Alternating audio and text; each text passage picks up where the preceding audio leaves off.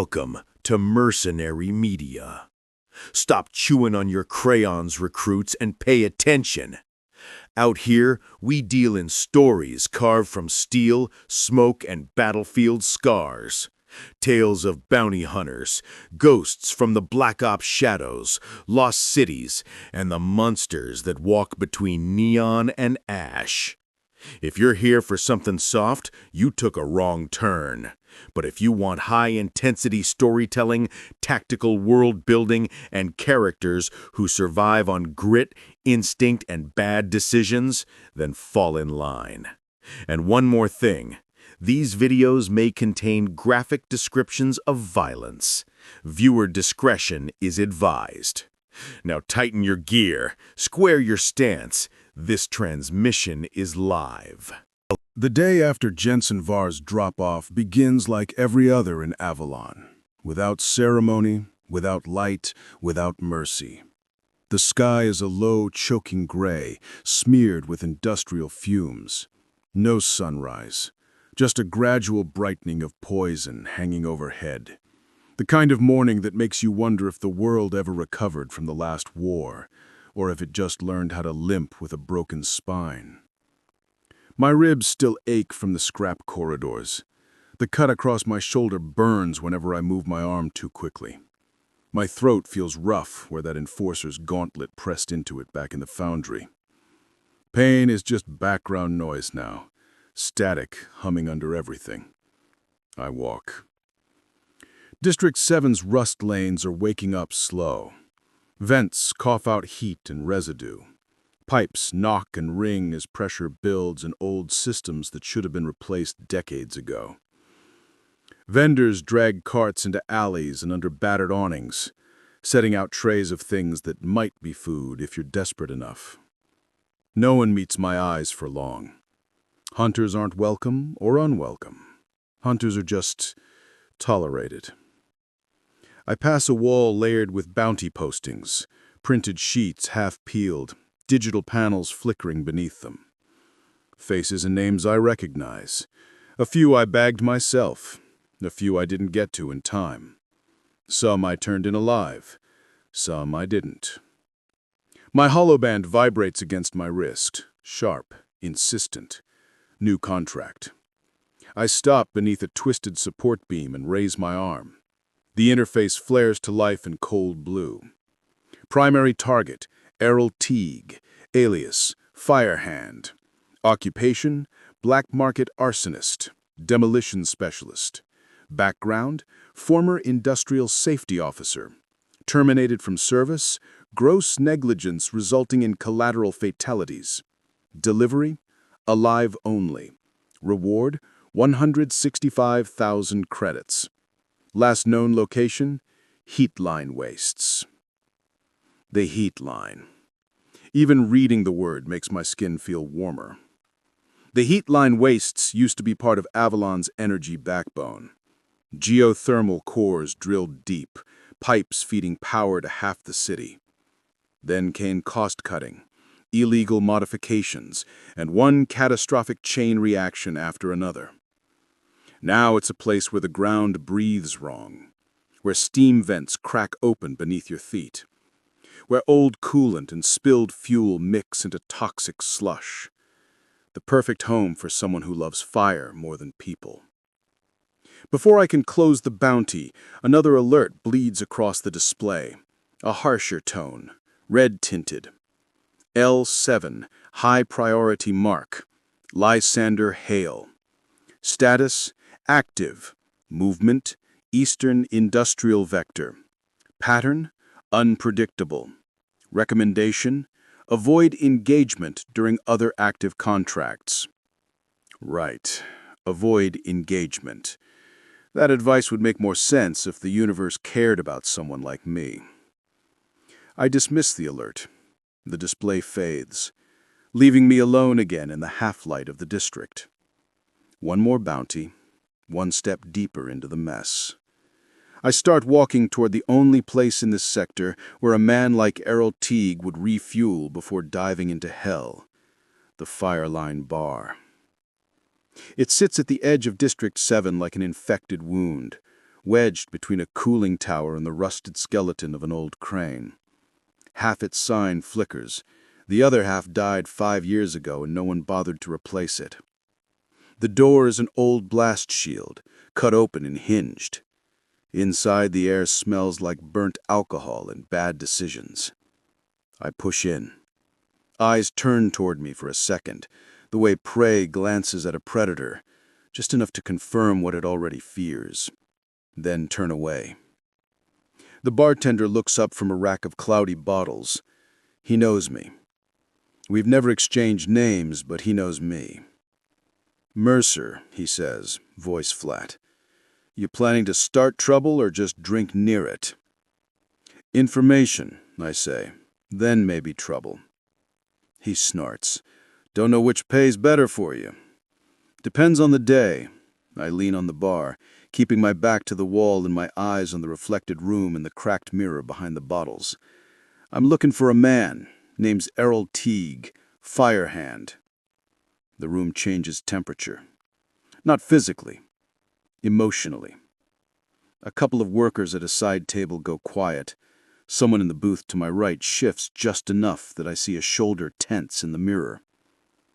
The bartender wipes a glass that was already mostly clean. "Teague doesn't come in here," he says. "Wrong," I replied. "He doesn't stay in here, but he has a crew. Crews need places to meet where nothing explodes accidentally. They come here." He doesn't argue. I swiveled slightly, glancing at the booths. 3 men in one. Hard eyes, burned hands, scorched jackets. Another pair at a table, one missing eyebrows, the other with a badly healed burn scar along his neck. Fire leaves marks. People like Teague's crew wear them. I don't draw my weapon. Not yet. I push off the bar and walk past the first table. "Teague's not here," the burn-scarred man mutters. "Didn't say he was, but his flames always need fuel. He buys, you deliver. Where?" "What's it to you?" one of the others snaps. "Primary bounty. Alive. 165,000 reasons it's my business." "That's not enough to come near the heat line," the man with the neck scar says. "You walk in there, Mercer. You don't walk out." "Good news. I'm hard to kill." The table behind me screeches as someone stands up abruptly. "You heard them," another voice growls. "Back off." I see his reflection in the glass behind the bar. A big man. Shoulders like a loader frame. Sleeves scorched at the ends, knuckles swollen. There's a Fireline brand on his forearm. Teague's crew sigil. A crude flame over a broken gear. I turn to face him. "You think you're scared of a hunter?" "Not yet." He swings first. They always do. His fist comes in high, aiming for my jaw. I drop my head and shift sideways. His knuckles graze my cheek instead of breaking bone.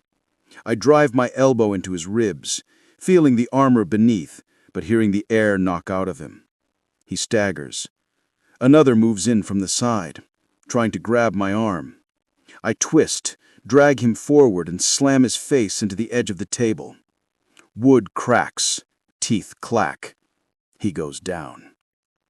The big one recovers faster than I want. He grabs a bottle off the bar, smashes it, and comes at me with the jagged edge. I sidestep. His arm passes close enough that I smell the burnt fabric. I catch his wrist, twist hard, and slam his arm against the wall. The broken glass falls from his fingers. He roars and tries to headbutt me. I shift again. His forehead hits the metal frame beside my head. The hollow clang echoes across the bar. He drops to his knees, stunned. The bartender sighs and reaches under the counter, tapping a panel. The music cuts off, leaving only heavy breathing and the faint hum of refrigeration units. "Enough," the bartender says. "Mercer, you break any more skulls in here, you're replacing tables. I got a business to run." "They started it. And we all know you'll finish it. Get what you came for and get out." I grab the big one by the back of his collar and haul him upright. His head lolls slightly. Where does Teague source his accelerant? Which depot? Which tanker? Don't lie. I'm not in the mood to be patient. He coughs laugh. You think you can walk into the Heatline? You think that place cares how tough you are? Your concern for my well-being is noted. The location. He glares. Old East Line Depot, Fuel Yard 14. They move drums out through the drainage channels when the patrols rotate out. You hit him wrong time, you end up glowing. Has he been there today? Early, before shift change. Loaded a half-rig with specialty mix, stuff that lights even on damp metal. Are you planning to join him? He spits blood on the floor. Not anymore. I let him drop. Drink water, I say. You might remember less of this. I turn to the bartender. You should reinforce that wall. His head almost went through it. Put it on your tab, he replies. I walk back out into the gray light. East Line Depot, Fuel Yard 14. The Heatline Wastes. I start walking. The city thins out the closer I get to the depot. Buildings lean at awkward angles, their foundations cracked from old seismic stress. Streetlights disappear. The number of people drops from dozens to a handful of workers operating in silence. Eventually, even they vanish. East Line Depot sits behind a chain-link fence topped with razor mesh, long since torn in sections by people who didn't feel like using gates. Rows of cylindrical fuel tanks stretch into the distance, their paint peeling, some tagged with hazard symbols so faded they're meaningless now. I slip through a gap in the fence and step onto the cracked lot. The air smells like old fuel, rust and dust. There's a faint fizzing in the air, the feeling of static building on skin. Thermal signatures flicker on my visor, 3 of them near Yard 14. Not Teague. Wrong gate, wrong posture. Henchman. I move closer, hugging the shadow of one of the tanks. 2 are smoking beside a stack of drums marked with faded warning codes. The third stands watch, resting a rifle lazily against his shoulder. Teague's late, he said, sun up. Teague does what he wants, the other replies. You want to argue with a man who lives in the Heatline? Be my guest. Man's cooked his brain, the guard with the rifle says. Saw him walk across a cracked vent once and laugh. Yeah? I saw him light a guy on fire just to test how fast the winds moved in Sector 11. Said it was research. They laugh, nervous, a little too loud. They're scared of him. Good. Fear means leverage. I reach down and pick up a small rock, just enough weight to make noise. I toss it hard to the far side of a fuel stack. It clinks loudly against the steel.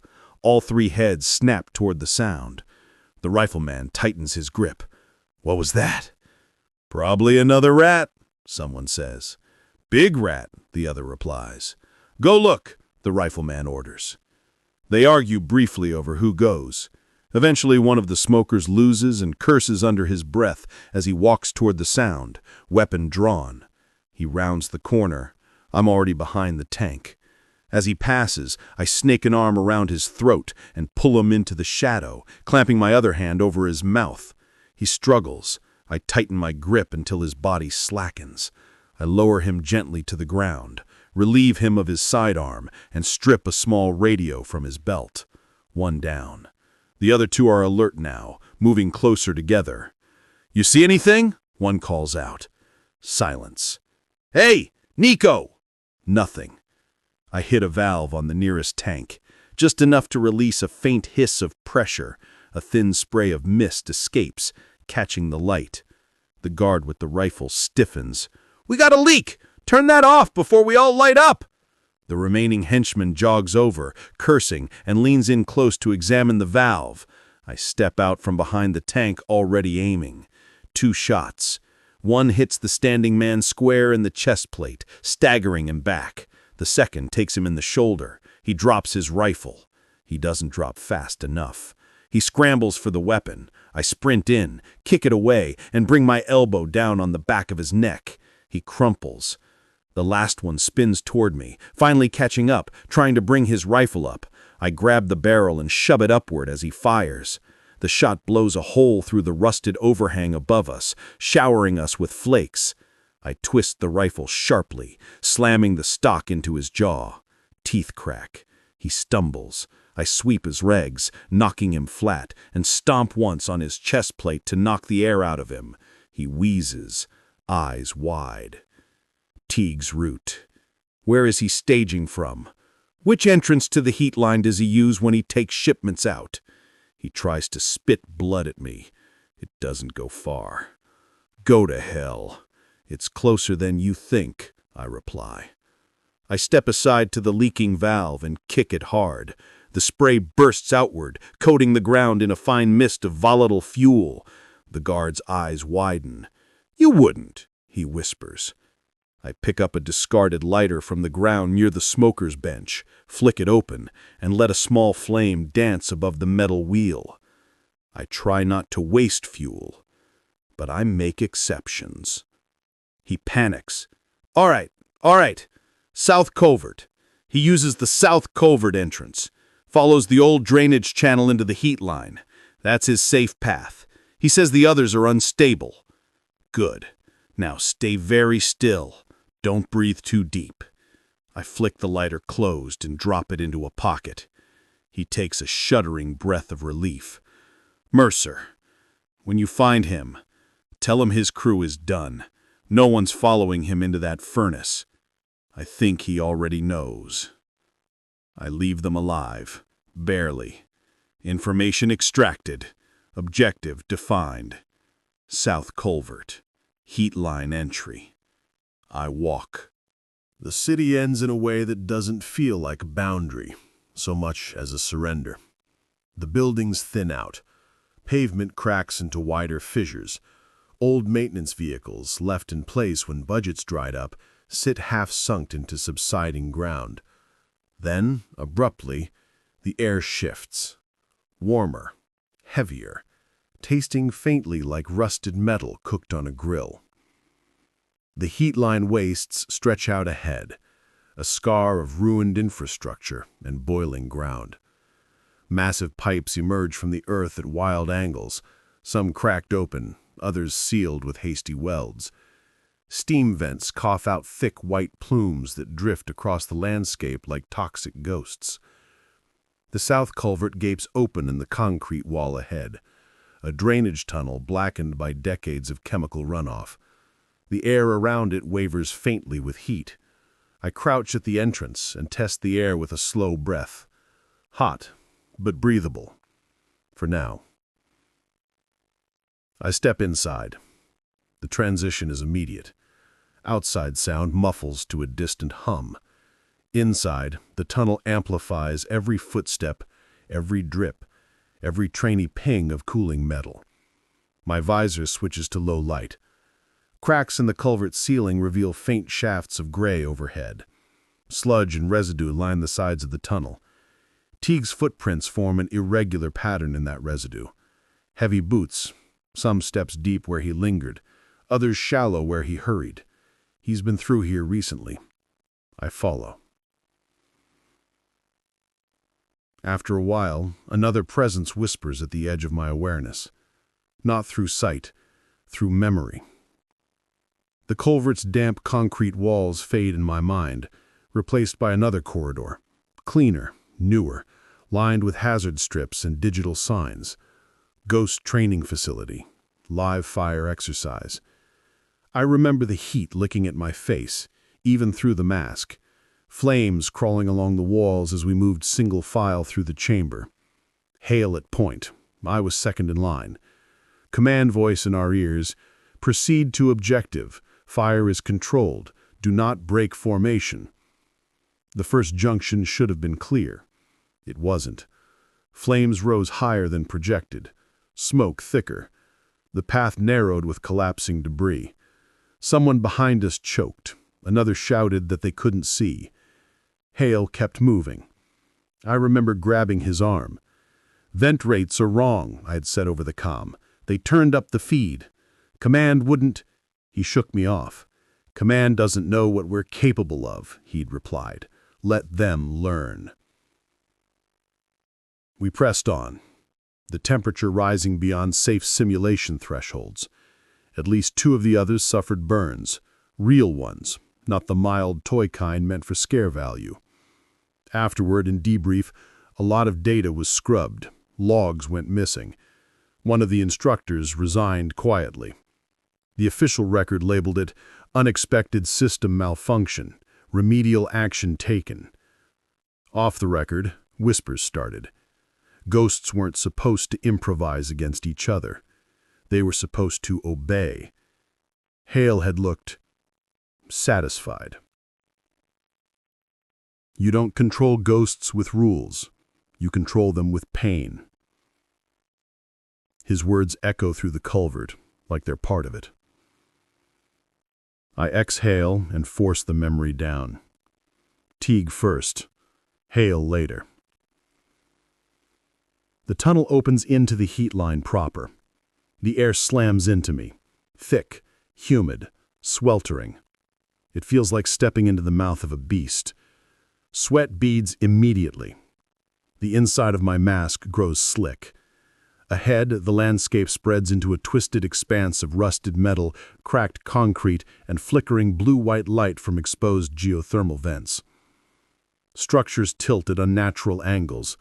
Piping runs like arteries across the ground, some pulsing faintly with radiant heat. I move on to the nearest stable-looking surface, boots crunching on brittle flakes of corrosion. In the distance, I hear a distant boom. Nothing huge, more like a contained test blast. Teague's work, getting ready for something. I move toward the sound, keeping low, skirting the edges of steam plumes. The first trap waits near a cluster of support pillars, a false path laid over old ducting. The surface looks intact, but the way the dust sits is wrong. Too even. No variation in density. I pick up a broken rod and jab it ahead. The panel drops out from under it, revealing a shaft filled with jagged metal and boiling liquid. A burst of heated vapor blasts upward. Teague knows the terrain. He's using its worst traits as weapons. Good. That means he's confident. Confident men make mistakes. I circle around, giving the trap a wide berth.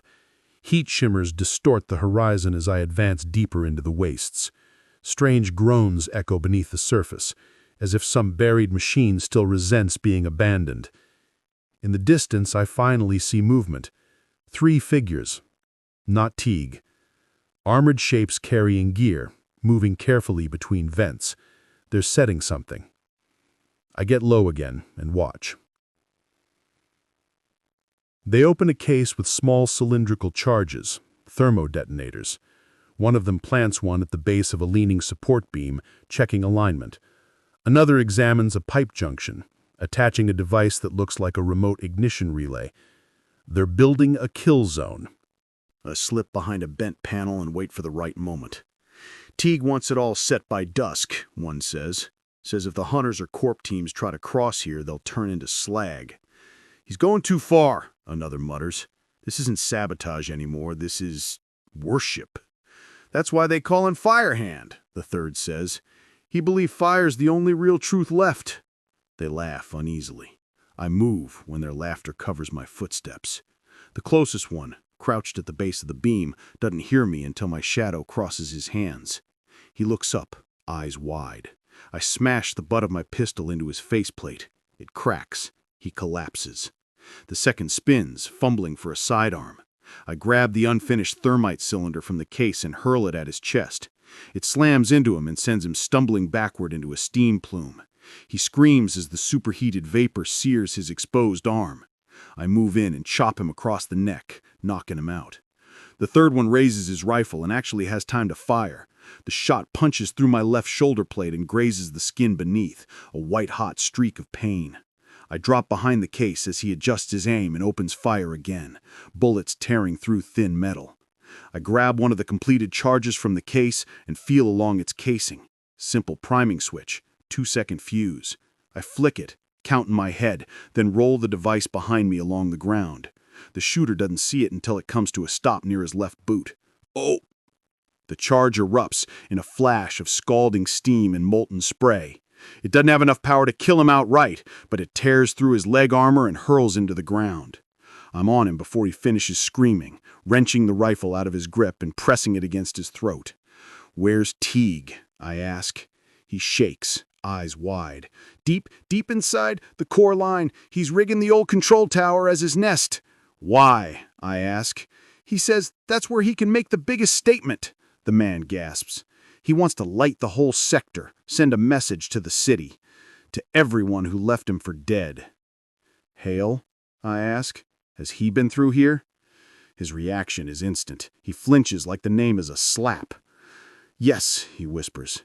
"He came days ago. Didn't touch anything. Just walked through the heat like it was nothing. Talked to Teague." After he left, the big job started. More explosives, bigger charges. Teague said someone finally understood him. Of course, Hale would see value in a chaos dealer like Teague, someone who could soften targets, create distractions, test limits. "Teague owe him anything?" I ask. "Or is this voluntary insanity?" "Voluntary," the henchman says. "He worships him, I think. Called him the man who walked through fire and never burned." My chest tightens. Old memory. Training hall. Fire tests. Hale stepping through flames that licked his arms and shoulders, never flinching. "You're going to kill me?" the henchman asks. "Not today," I say. I hit him hard enough to knock him out. I strip their radios and any remaining charges, tossing the latter into a vent where they'll cook off harmlessly. The path to the control tower lies through a series of tilted platforms and crumbling stairs, most of them half melted. I move carefully, testing each step. As I climb, the hum of old machinery grows louder. Somewhere beneath all this ruin, the core systems still churn. Not at full power, not enough to feed the city anymore, but enough to keep the ground unstable and the air dangerous. The control tower juts from the landscape like a broken tooth, its top half shattered, its windows blackened. The access stairs spiral around it, partly collapsed. Halfway up, I feel that familiar prickling at the back of my neck. Not from heat, from being watched. I glance back. For a moment, through the wavering haze, I see a silhouette on a distant platform. Tall, still, familiar stance. Hale. I blink. He's gone. Maybe I imagined it, maybe I didn't. Either way, he knows where I am. I reach the tower entrance and press my back to the warped metal frame and listening. Voices inside, men arguing, Teague shouting. "No, no, no! If we change the sequence, the whole thing goes off too early. I need the timing exact." "You're asking for miracles. We don't have the parts for synchronization." "Then break them. Take them from something else. I am not letting this opportunity waste." I slip inside. The tower interior is a skeleton of its former self. Broken consoles, dead screens, hanging wires. Heat has blistered much of the metal. The floor is cracked and uneven, patched in places with scrap plates. Teague stands near the central console, still functional enough to route some remaining power. Charges are arrayed around the room, wired into the walls and floor supports. 3 henchmen move between them, plugging in connections, adjusting timers, and wiping sweat from their faces. One of them notices me too late. "Merc!" I fire a shot into the ceiling above them. The sound is deafening in the enclosed space. "Everyone drop their weapons," I say. "Now." The 2 nearest henchmen freeze.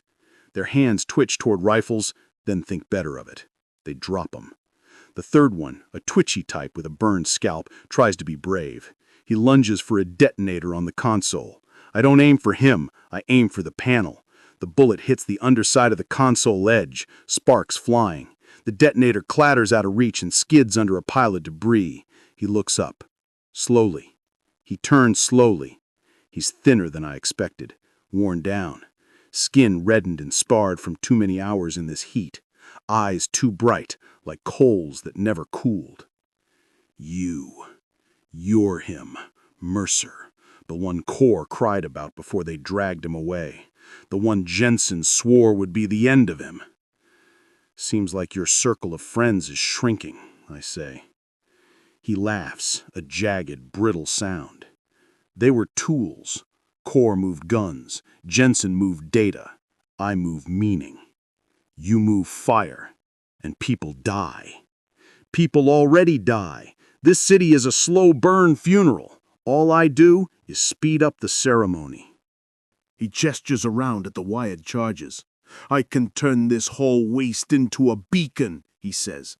A message written in flames across the sky. They'll remember my name in the high towers for once. I don't get paid to care what you want them to remember, I say. I get paid to take you in alive. He tilts his head. Then we have a conflict.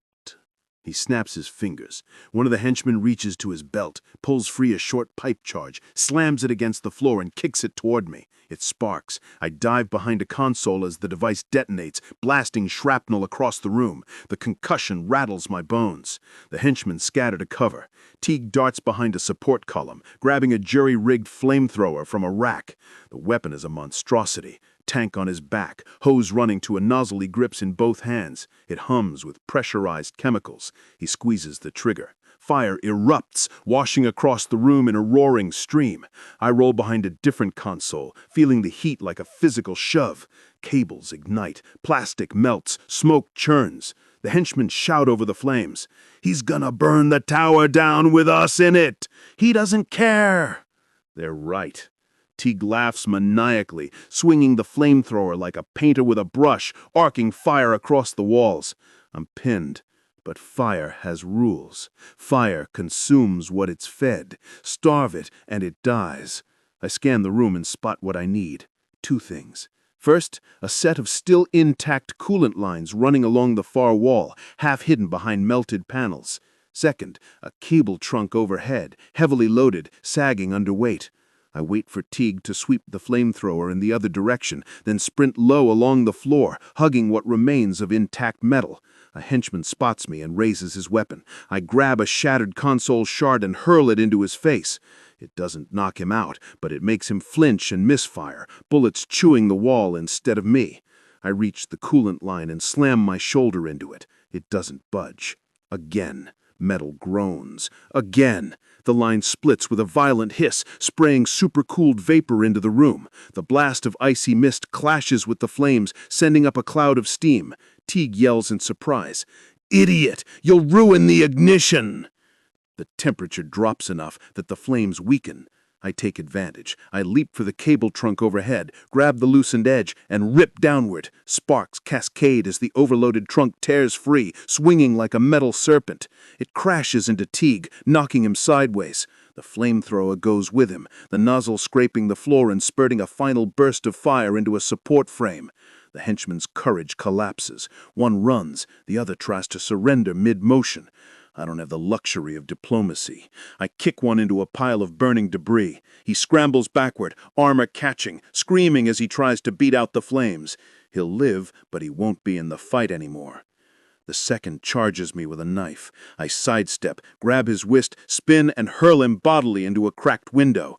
The reinforced glass fractures. He slams to the ground and doesn't get up. Teague struggles under the fallen cables, kicking.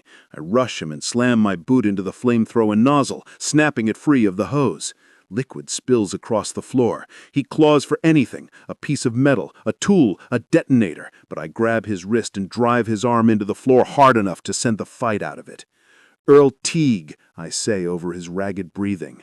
"A live capture." He laughs again, though it turns into a coughing fit midway. "You think this ends anything?" he chokes. "He wanted this, the ghost. He said hunters like you needed pressure, heat, to see what you'd do." "He talked to you about me," I say. "Oh yes," Teague says, eye shining with fanatic glee. "He knows you better than you know yourself. Told me you'd come, told me where you'd stand. He said you'd choose the tower over the wastes, that you'd save the city before you'd save yourself." He smiles, showing burned gums, and he was right. I slam the restraints onto his wrists. He also said, Teague whispers, that one day you'd finally understand why he did what he did. Betrayal doesn't have a why that matters, only a what and a who. The floor beneath us rumbles. The coolant breach did more than disrupt the fire. It destabilized the old structural seals. The tower shakes like a man waking from a nightmare. Cracks spiderweb along the walls. Ceiling panels drop. One of the henchmen moans faintly from the floor.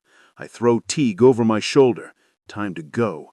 He doesn't resist much. The fight's gone from him. The only thing left is a kind of awed fascination, like he's watching his own grand finale play out. I barely make it down the stairs before part of the upper level collapses, sending a shockwave through the structure. Dust and debris rain down behind me. I run across the platforms, avoiding the weakened areas I memorized on the way up. Heat licks at my boots. Vents erupt around us, as if the ground is protesting the stress.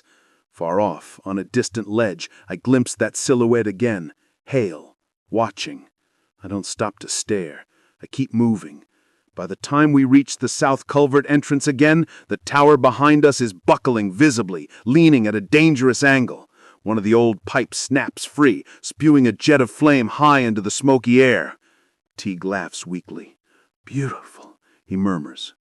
I drag him into the relative cool of the culvert, lungs grateful for the slightly less murderous air. The march back through the tunnel feels longer than the journey in. Every step is weighed down by heat, exhaustion, the dead weight of a fire worshipper on my shoulder. Halfway through, Teague speaks again. You served with him, he says. The ghost, the L7. I can tell by the way you move around fire. I served with a unit, I say. He was part of it. Once. And then he wasn't, Teague probes. Did they cut him loose? Or did he cut himself loose? I don't answer. Teague smiles. He told me about one of your missions, he says. A town, out beyond the official maps. Said your squad was sent in to neutralize an asset, but when you arrived all you found were bodies and scorch marks. No asset, no explanation, just heat and ash. The memory hits like a punch. Ruins, smoldering, the smell of cooked concrete and metal. We dropped in expecting resistance, expecting targets. We got a graveyard. Hale had stood in the center of it, alone, calm, expression unreadable. Command said another team had moved in early. Command said miscommunication. Command said a lot of things. Ghosts weren't supposed to ask questions. I gripped Teague tighter. Whatever he told you, you don't know half the story, I say. I know enough to see that he hasn't finished, Teague whispers, and he thinks you're the only one worth testing. We exit the culvert and hit the outer district's fractured pavement. Cooler air feels like a blessing. I secured Teague in a temporary restraint harness, less comfortable than it looks, and start the long walk back toward the nearest bounty kiosk. Cars don't come out here. Transits don't run this far. Hunters walk. By the time we reach District 7's edge, Teague is shivering despite the ambient warmth. Will they execute me? He asks. I don't ask, I say. You should, he replies. Might change how you work. I ignore him. The kiosk waits like a low, square tumor in the side of a building. Doors scarred, sign cracked. The clerk inside looks up as we enter. Same woman, same mechanical eye, same tired gaze. Busy week for you, she says as I haul Teague forward. Occupational hazard, I say. She taps a control pad and the scan field lights up. I shove Teague into it. Scanning, the automated voice announces. Target, Errol Teague, a.k.a. Firehand. Status alive. Condition, injured but stable. Bounty, valid. Processing payout. Teague looks at me, eyes feverish. He said you'd come this far, he murmurs. He said you wouldn't quit. He wanted to see if the world could still make someone like you, someone who keeps hunting even when the fire's at their back. I stare at him. He's watching, Teague says. Even if you can't see him, he's there, waiting to see what you'll do when the flames finally reach you. The system dings. Payment transferred, the kiosk says. 165,000 credits. Contract complete. Guards move in from the back to take Teague away. He starts laughing as they drag him out of the scan field. You'll see, he shouts. You'll see the pattern. You'll see why he burned it all up. The door closes behind him with a heavy clunk. Silence again. The clerk leans back in her chair. You really pulled him out of the Heatline, she says. Didn't think anyone would bother. That place is practically a death wish with a name. Place has character, I say. Place has radiation, she replies, and leaks and vents and a bad reputation. You know what else it has? I raise an eyebrow. Rumors, she continues, of a man who walks through the steam and fire like it's just fog. Been getting more reports. Folks claim they see him near major incidents. Never close enough to catch. Always close enough to watch. I don't respond. She studies my face. You and that L7, she says. Feels like there's history. There's a bounty, I say. Not yet there isn't, she replies. Just an alert. Just a warning for now. But when it drops, that thing isn't going to be a contract. It's going to be a war. I'll cross that bridge when someone pays me to, I say. I step back out into the gray air. The heat line steams faintly in the distance behind the buildings, a dim shimmer on the horizon. My hollow band buzzes once, briefly. No new contracts. Just the same alert sitting there at the top of the list. Waiting. L7 high priority mark. Lysander Hale. Status? Active. I dismiss it for now. One bounty turned in, one ghost still moving. For tonight, the fire's behind me. Tomorrow, it might be ahead. All right, recruits, that's the end of this operation. If you made it this far, congratulations. Most don't. But your mission isn't over yet. As part of your civic duty, and to keep this outfit running, you will now hit the like button. Not later, not when you remember, now. And if you haven't subscribed yet, well, that's desertion. Lock it in, subscribe, and stay in formation so you don't miss the next deployment. This is Mercenary Media, where stories bleed, shadows move, and legends are forged in fire and neon. Dismissed.